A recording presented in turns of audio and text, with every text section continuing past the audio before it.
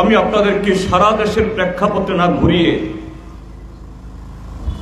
আমি এই ত্রিপুরা যে প্রেক্ষাপট থেকে শুরু করতে চাইছি। লোকসভা নির্বাচন মানেটা কি?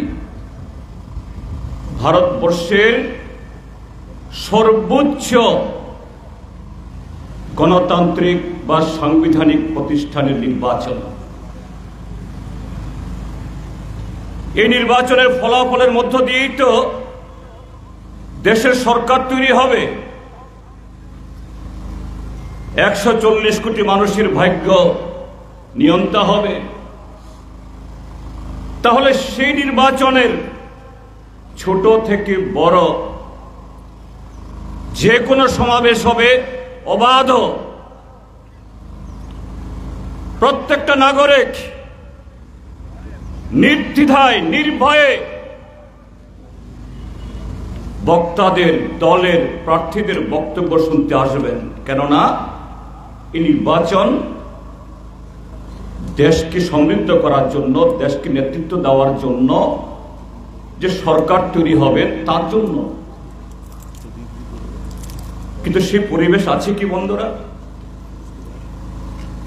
ত্রিপুরা যে আপনারা যারা আজকে এই সমাবেশে এসছেন বা যারা শুনছেন,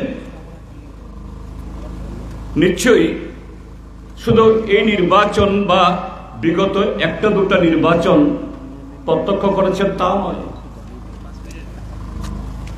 এ রাজ্যে তো বামপন্থীরা 25 বছর লাগাতার শাসন করেছে। লাগাতার লোকসভা থেকে পঞ্চায়েত ভোট হয়েছে এবং বামপন্থীরা বিশালভাবে জয়ী হয়েছে। কিন্তু কোনোদিন দেখেছেন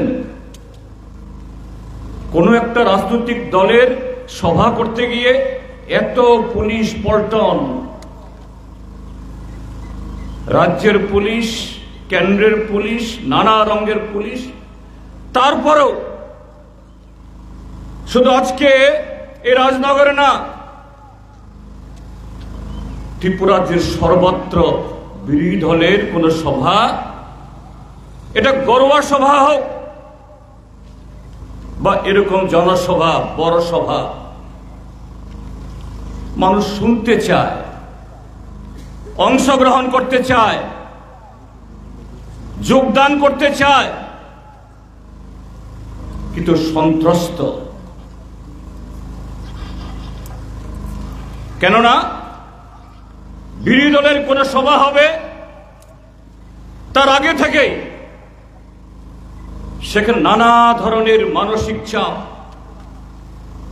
কোথাও কোথাও শারীরিকভাবে আঘাত, গোটা পরিবেশকে এমন জায়গায় নিয়ে যেতে চায় বা নিয়ে যাচ্ছে, ইচ্ছে থাকলেও মানুষ সেই কর্মসূচিগুলোতে অংশগ্রহণ করতে পারে না। শুধু ভয়ভীতি প্রদর্শন না, বিরোধী দলের কর্মসূচি কোনো গাড়ি দেওয়া যাবে না, অটো দেওয়া যাবে না, মাইক দেওয়া যাবে না। আজকে দুপুরবেলা 3টার সময়তে হাপানিয়া সূর্যমণি বিধানসভা কেন্দ্রের অধীনে সেখানে আমাদের একটা জনসভা হবে। আমাদের একটা পার্টি অফিস আছে জুটপিলটার পাশে, তার পাশে হলো আমতলী থানা। 3টে জনসভা হবে, বক্তব্য রাখবেন ত্রিপুরা রাজ্যের 4 বারের মাননীয় মুখ্যমন্ত্রী ছিলেন শ্রদ্ধেয় কমরেড মানিক সরকার। একটু আগে আমার কাছে ফোন এসছে আমাদের দুকলি মহকুমা কমিটির সম্পাদকের কাছ থেকে, যে সমস্ত মাইক ঠিক করা হয়েছে সমস্ত দোকানদারদেরকে বলে দেওয়া হয়েছে মাইক দেওয়া যাবে না। আমাকে জিজ্ঞেস করছেন কি করা এখন। বললাম থানাকে বলুন। থানা বলছেন যে না, আমরা কি করব। আমি বললাম ঠিক আছে, আগরতলা শহর থেকে একটা গাড়িতে বেঁধে কিছু মাইক আনুন, সভা হবে, প্রয়োজনে বক্তা এসে খালি মুখে বক্তৃতা করবেন। এটা গণতন্ত্র। আর অন্যদিকে শাসক দলের নেতারা জনসভা করবেন, অবশ্যই করবেন। তারা সরকারে আছেন, তাদের জনসভায় লোক আসবে, কারোর তো আপত্তি থাকার কথা নয়। গোটা রাস্তা বন্ধ করে দিয়ে, গাড়ি স্ট্যান্ড থেকে, অটো স্ট্যান্ড থেকে সমস্ত গাড়ি, 4 চাক্কার 3 চাক্কার সমস্ত গাড়ি তুলে নিয়ে গিয়ে যেতেই হবে। বিরোধী দলের কোন কর্মসূচি কোন বাজারে হবে, ফরমান জারি করা হচ্ছে, এতটা থেকে এতটা ইন্ডিয়া ব্লকের সভা, ওই সভাকালীন সভাতে কোনো দোকান খোলা যাবে না, সব দোকান বন্ধ রাখতে হবে। প্রায় প্রতিদিন হচ্ছে। এটা গণতন্ত্র। সংবিধান এখানে চলছে। কেন বলতে হচ্ছে এই ভোট শুধু আরেকটা সরকার তৈরি করার ভোট না, শুধু একজন প্রতিনিধিকে সংসদে পাঠানোর ভোট না, এই ভোট সংবিধান রক্ষা করা, গণতন্ত্র রক্ষা করা। এই সংবিধান না থাকলে, গণতন্ত্র যদি অচল হয়ে যায়, এই ত্রিপুরাজ্যে, এই রাজনগরে মাত্র 10 বছরে নরেন্দ্র মোদীর নেতৃত্বে এই 10 বছর সময়ের তাদের তথাকথিত এই হিন্দু রাষ্ট্র তৈরি বা নির্মাণের পথে আজকে এই ত্রিপুরাজ্যের মধ্যে আজকে 6 বছরে যাওয়া হয়েছে। একটু ভাবুন। আমি শুধু যারা সিপিআইএম, কংগ্রেস, সিপিআইএমএল বা অন্য বিজেপি বিরোধী শক্তি যারা এবার ঐক্যবদ্ধ হয়েছেন তাদের কথা বলছি না। আমি ভারতীয় জনতা পার্টি, তাদের জেনেই হোক বা বুঝে, সচেতন ভাবে হোক বা অচেতন ভাবে, যারা এখনো বিজেপির পেছনে হাঁটছেন, বিজেপিকে ভোট দিয়ে তাদের প্রতিশ্রুতি পালন করবে এই আশা নিয়ে যারা তাদেরকে সমর্থন করছেন, আমি তাদের সবাইকে বলবো, আজকে কমিউনিস্ট আক্রান্ত, কংগ্রেস আক্রান্ত, অন্য গণতান্ত্রিক দল আক্রান্ত, কালকে আপনিও আক্রান্ত হবেন, আপনিও বাঁচবেন না। বাঁচছে কি? আমি আর একটা উদাহরণ দিতে চাই। এই রাজনগর বিধানসভা কেন্দ্র আপনাদের চোখের সামনে, এখানে গত 6 বার যিনি প্রতিনিধিত্ব করেছেন কমরেড সুধন দাস, আপনাদের চোখের সামনে বড় হয়েছে, আপনাদের চোখের সামনে এমএলএ হয়েছে, নেতা হয়েছে। তার মানে যে আপনাদের আশা আকাঙ্ক্ষা, আপনাদের একজন এমএলএ তার কি ধরনের ভূমিকা হওয়া উচিত, হয়তো অবচেতন মনে কমরেড সুধন দাসও 2-4টা কথা হয়তো কাউকে বলেছেন, মানুষ রাগ করতে পারেন, অখুশি হতে পারেন, কিন্তু কখনোই কি একজন নাগরিক হিসাবে, একজন বিধায়ক হিসাবে, জনপ্রতিনিধি হিসাবে তার এখতিয়ারের বাইরে ক্ষমতাকে অপব্যবহার করে সেরকম কিছু করেছেন? 6 বারের বিধায়ক, তার বাড়ি গিয়ে দেখুন, সবাই জানেন, বাড়ির একটা দেওয়ালও নেই, বাউন্ডারি ওয়াল করতে পারেনি। আর এই কেন্দ্র থেকে ওই মথার দৌলতে, আপনারা জানেন এই 2023-এর বিধানসভাতে যদি টিপরামথার প্রার্থী কি নাম জানি, অভিজিৎ মালাকার, তিনি যদি প্রার্থী না হয়ে যদি কিছু ভোট না কাটতেন, সুদন দাসই আবার বিধায়ক হতেন। আর তার জায়গায় যিনি বিধায়ক এসছেন, ফেব্রুয়ারির পর মার্চ মাসে সম্ভবত নতুন বিধানসভা হওয়ার পর এই বিধায়কের একটা প্রতিবেদন একটা পত্রিকাতে উঠেছিল। তিনি বলছিলেন তিনিও নাকি এক সময়েতে বামপন্থী ছিলেন, সুদন দাসের পেছনে পেছনে নাকি তিনি হেঁটেছিলেন চাকরির জন্য, চাকরি দেননি, কোন রকমে নাকি টিউশনি করে পরিবার প্রতিপালন করেছেন। ফেব্রুয়ারির মার্চের 2 তারিখে ফল বের হয়েছে, এখন মাত্র আজকে এপ্রিলের 8 তারিখ, 1 বছর 2 মাস। সুদন বাবুর সাথে এই মাননীয় বিধায়ক সাহেবের সম্পত্তি একটু তালিকা একটু মিলিয়ে দেখেন তো। সুদন বাবু 6 বারের বিধায়ক আর তিনি 13 মাসের বিধায়ক বিধায়িকা। এই দুইজনের সম্পত্তি বহর, এবং সেই পরিবার কিভাবে এই রাজনগর বিধানসভা কেন্দ্রের, অন্যান্যদের কথা বলছি না, এমনকি যারা বিশ্বাস করে ভালোবেসে বিজেপিকে জিতিয়েছেন, তাদের সাথেও তার পরিবারের লোকজন কিরকম ব্যবহার করেছেন একটু আপনারাই বলতে পারবেন। এখানে পার্থক্য ভারতীয় জনতা পার্টির সাথে এই দেশের অন্যান্য দলগুলো। সেই দল বলছে বিকশিত ভারত তৈরি করবে, ভারতকে বিশ্বগুরুর আসনে বসাবে। এই ভারত আগামী 100 বছর নাকি ভারতবর্ষে অমৃতকাল, সারা পৃথিবী ভারতকে অনুসরণ করবে।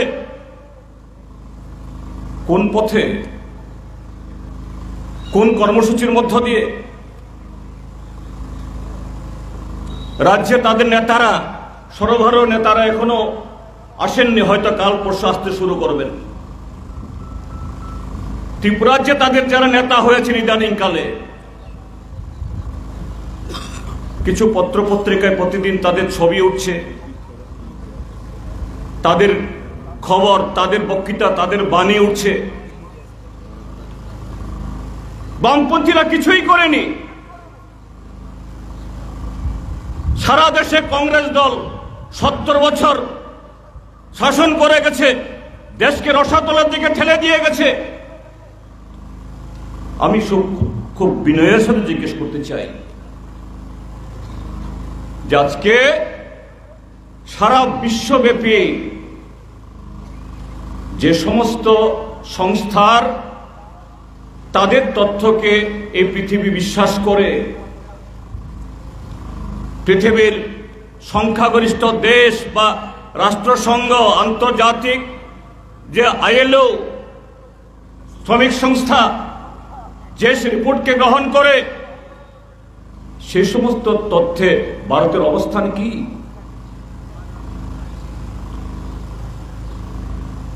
রাষ্ট্রসংঘ বলছে গোটা এশিয়ার মধ্যে সবচেয়ে বেশি বেকারগ্রস্ত দেশ এই মুহূর্তে ভারতবর্ষ। ইউনেস্কো তাদের যে সর্বশেষ রিপোর্টে বলছে এই মুহূর্তে সারা পৃথিবীতে 70 কোটি মানুষ দরিদ্র সীমার নিচে বসবাস করে, আর তার 40 কোটি সেই দরিদ্র সীমার নিচে মানুষের বাস এই ভারতবর্ষ। বিশ্ব ক্ষুধা তালিকা প্রতি বছর পালা করে গত 10 বছরে এই মোদী সরকারের আমলে শুধু পেছন দিকে তার অগ্রগতি হয়েছে। তাহলে কিসের অগ্রগতি? এই অগ্রগতি হলো আজকের ত্রিপুরাজ্যের মধ্যে যেমন জবরদস্তি করে ভারতীয় জনতা পার্টি যে কথা বলে এটাকে বিশ্বাস করতে হবে, ওরা ওই ফ্যাক্টরিতে গিয়ে ফ্ল্যাগ ছাপিয়ে যেটা টাঙিয়ে দেবে এটাকেই কবুল করতে হবে। সেই প্রগতি বাস্তবের সাথে এই প্রগতির কোনো সেই সম্পর্ক নেই। ক্ষুধা হোক, বেকারিত্ব হোক, কৃষিতে বিকাশ হোক, শিল্পে বিকাশ হোক, সমস্ত কিছুতে তারা বলছেন আপকি বার 400 পার। বিনয়ের সাথে জিজ্ঞেস করতে চাই, বিগত দুটি নির্বাচনের বৈতরণী তারা কিভাবে পার হয়েছে? 2014 সাল কি বলেছিল? যুবকদের বলেছে তোমাদের বছরে 2 কোটি চাকরি হবে। কৃষকদের বলেছিল তোমাদের সমস্ত ঋণ মুকুব হবে, উৎপাদিত পণ্যের দ্বিগুণ দাম হবে, আর সেই পণ্যের ন্যায্য মূল্য পাওয়ার জন্য সংবিধানে এই পার্লামেন্টে আইন হবে, জিনিসপত্রের দাম কমবে, আর বিদেশে যে কালো টাকা গলে গেছে সমস্ত কালো টাকা উদ্ধার করে প্রত্যেক পরিবারের অ্যাকাউন্টে 100 দিনের মধ্যে 15 লক্ষ টাকা করে জমা হবে। মানুষ এই কথাগুলি শুনতে শুনতে বিরক্ত, তো বলতে হয়, স্মরণ করে দিতে হয়। বলুন, সমস্ত কর্মসূচি রূপায়ণের অর্থ তুলে নিয়ে আসবেন বলে ধোঁকা দিয়েছেন, আর 5টি বছর ধরে হিন্দু, মুসলমান, হিন্দুস্তান, পাকিস্তান, গোরক্ষা, যেগুলো ইস্যু না, সাধারণ মানুষের দৈনন্দিন জীবনে, হ্যাঁ, কোনো জায়গাতে ভারতবর্ষের কোনো এত বিশাল দেশ কোনো কোনায় হয়তো বা এগুলা নিয়ে মানুষের মধ্যে একটু ঝগড়া হয়, সব জায়গাতে হয়, কিন্তু এটা কখনো জাতীয় ইস্যু নয়। কখনো এই দেশের 140 কোটি মানুষের মাথা ব্যথা ছিল না। এটাকে কেন্দ্র করে প্রথম 5টি বছর এই দেশের মানুষকে প্রতারিত করেছে। রাজ্যে রাজ্যে তাদের শাখা, তাদের প্রভাব আরো বিস্তার করার চেষ্টা করেছে, আর মানুষের মধ্যে বিভেদ তৈরি করে সে বিভেদে আগুন জ্বালিয়ে কিভাবে দ্বিতীয়বার ক্ষমতায় ফিরবে এই সমস্ত ষড়যন্ত্র করে গেছে। আসলো 5 বছর শেষে 2019 নির্বাচন। আমাদের ভুলে গেলে চলবে না, নরেন্দ্র মোদীর সামনে, বিজেপির সামনে নতুন করে বৈতরণী পার হওয়ার জন্য তিনি ইস্যু খুঁজে পাচ্ছিলেন না। মরিয়া হয়ে আজকে বলতে কোনো অসুবিধা নেই, নির্দ্বিধায় সেখানে আজকে বলা যায়। সেই কাশ্মীরের পুলওয়ামাতে আমাদের 40 জন সিআরপিএফ ভাই, 40 জন আমাদের দেশপ্রেমিক জওয়ানকে খুন করিয়ে হিন্দু, মুসলমান, হিন্দুস্তান, পাকিস্তানের একটা জুজু তৈরি করে সহানুভূতির একটা হাওয়া তুলে এই বৈতরণী পার হয়ে আসছে। নতুবা 2019 সখাত সলিলে যাওয়ার কথা ছিল। 19-এর পর আরো 5 বছর গেল। এই 5টি বছর আরো জঘন্য আক্রমণ কৃষকদের উপরে, জঘন্য হামলা এদেশের যুব সমাজের ভবিষ্যতের উপরে, তার চেয়ে বড় হামলা গণতন্ত্রের উপরে, গণতান্ত্রিক ব্যবস্থার উপরে তথা সংবিধানের উপরে। এমনকি সে করোনা মহামারী সারা পৃথিবীর সাথে এই দেশের 140 কোটি মানুষ সংকটে, মানুষ দিশেহারা। সেই সংকটাপন্ন মানুষ তার যে জীবনের সামনে বাঁচা মরার প্রশ্ন, এটা কেউ রেহাই দেয়নি। এটাকে ব্যবহার করে কিভাবে সাধারণ মানুষের মুখের গ্রাস কেড়ে নেওয়া যায়। দেশের সমস্ত ছোটখাটো উদ্যোগ এদেরকে বন্ধ করে ওই কর্পোরেট রাঘব বোয়ালদের কাছে সমস্ত কিছু ছবে দেওয়া যায়, তাই করেছে। আজকে এই দেশে মাত্র কয়েকটা পরিবার, আম্বানি, আদানি। আম্বানির নাম তবু আগে আমরা শুনেছিলাম, আদানির নাম কেউ শুনেনি। গৌতম আদানি গত 5টি বছর কি কৃষি আইন পরিবর্তন, কি শ্রমিক আইন পরিবর্তন, কি শিল্প আইন পরিবর্তন, যা কিছু করেছে আদানি এবং আম্বানির তার পকেট ভরানোর জন্য, সারা দেশের সম্পদ, মানুষের জীবন তুলে দেওয়ার জন্য। তা কেন করেছে এখন সব খুলসা হয়ে গেছে। এই যে ইলেকটোরাল বন্ড, নির্বাচনী বন্ড, এই অভিযোগ এখন সিপিআইএম এর না, কংগ্রেসের না, বা নির্মলা সীতারামনের স্বামী ওই পারকালা প্রভাকরের না। এটা সাধারণ নাগরিকের অভিযোগ না। কে বলছে? ভারতবর্ষের সর্বোচ্চ আদালত সুপ্রিম কোর্ট বলছে এই আইন অসাংবিধানিক, বেআইনি। তার মানে এটা হলো কি? এই আইনের দ্বারা যে হাজার হাজার কোটি টাকার 80 থেকে 90% বিজেপির ঘরে গেছে, সবটাই তো লুটের টাকা। আজকে ভারতীয় জনতা পার্টি, এটা ভারতীয় জনতা পার্টি না, ভারতীয় লুটেরা পার্টি, ভারতীয় জুমলা পার্টি। এই টাকায় ওরা হেলিকপ্টারে ঘুরে, প্লেনে চড়ে, এই টাকায় বিদেশি বিরোধী এমএলএদের ভাঙিয়ে এনে, সাংসদদের ভাঙিয়ে এনে সরকার ভাঙে, গণতন্ত্রকে তছনছ করে। আর বিরোধী দলের লোকেরা যখন গণতন্ত্র বাঁচানোর জন্য এই অন্যায়ের বিরুদ্ধে জনগণের পাশে দাঁড়িয়ে ওরা আঙুল তুলে, এদের বিরুদ্ধে মিথ্যা অজুহাতে তাদেরকে জেলে পড়ো। কি কেজরিওয়াল, কি হেমন্ত সোরেন, কি সঞ্জয় সিং, আরো অনেকে, তাদের বিরুদ্ধে মাসের পর মাস যায়, বছরের পর বছর যায়, একটা চার্জশিট দাখিল করতে পারে না, প্রমাণ করতে পারে না। কিন্তু তাদেরকে ঢুকাতে হবে। তাহলে ইলেকটোরাল বন্ডে সুপ্রিম কোর্ট যাদেরকে চিহ্নিত করলো, ইডি, সিবিআই এবং এই ইনকাম ট্যাক্সকে দিয়ে, তাদের ঘরে সিবিআই যাবে না কেন? কেন জেপি নাড্ডাকে তিহার জেলে পাঠানো হবে না? কেন নরেন্দ্র মোদীকে জিজ্ঞাসাবাদ করা হবে না? তো এই জন্য বলছি, গণতন্ত্র, সংবিধান বাঁচানো লড়াই, এটা শুধু আরেকটা নির্বাচন না।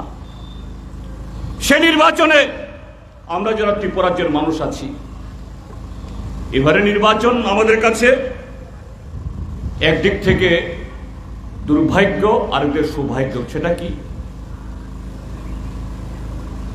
5টা বছরের অপশাসনে ত্রিপুরাজ্যের মানুষ বুঝে গিয়েছিল এই বিজেপি কেমন। এই যে পশ্চিম ত্রিপুরা আসনের বিজেপির প্রার্থী বিপ্লব কুমার দেব, যিনি ত্রিপুরাজ্যের রাজনৈতিক সংস্কৃতিতে গুন্ডা সংস্কৃতি যিনি এখানে জন্ম দিয়েছেন, বাইক বাহিনী, আগুনে বাহিনী, লুটেরা বাহিনী, ত্রিপুরাজ্যের পুলিশ প্রশাসন, সাধারণ প্রশাসন সবকিছুকে পঙ্গু করে দিয়েছে। এখনো ঠিকভাবে উঠে দাঁড়াতে পারিনি।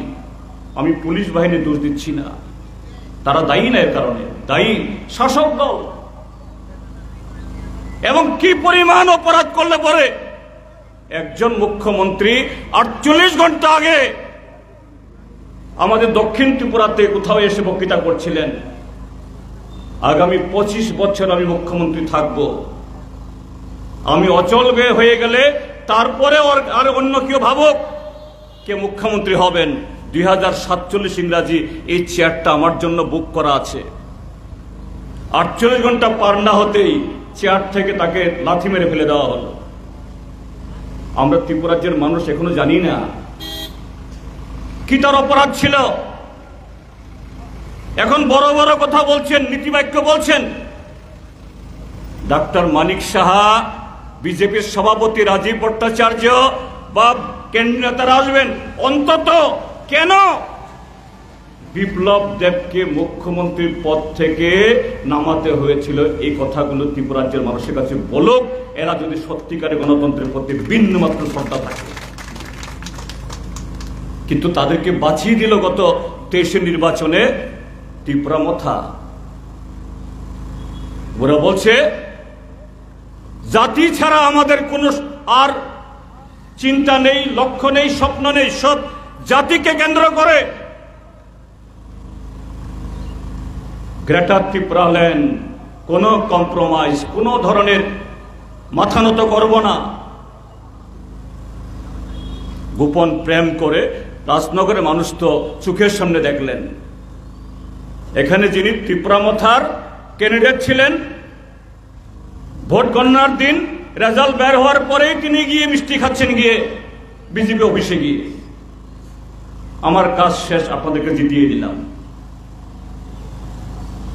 তো ত্রিপুরা মানুষের কাছে সৌভাগ্য এই জায়গাতে বলছি যে ত্রিপুরার যে সময়ে সময়ে এরকম কিছু রাজনৈতিক উদ্ভট সুবিধাবাদী গোছ ঢুকে, কাজেই ভারতীয় জনতা পার্টি সাথে এই ত্রিপুরা মাথা সহ পাহাড় এবং সমতল উভয় জায়গা থেকেই ঝেঁটিয়ে তাদের বিদায় করতে হবে গণতন্ত্রের স্বার্থে, দেশকে বাঁচানোর স্বার্থে।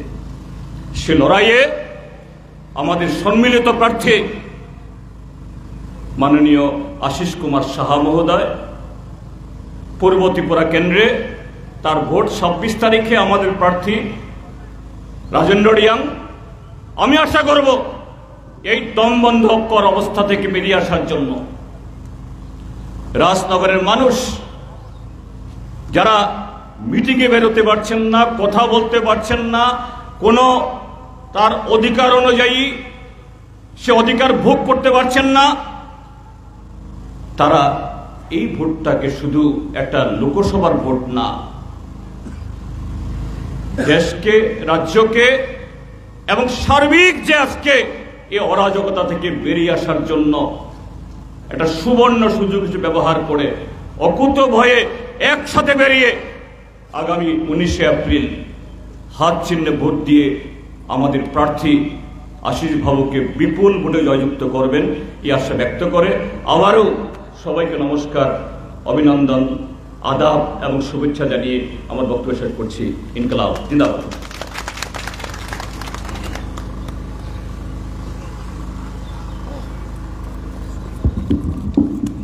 এখন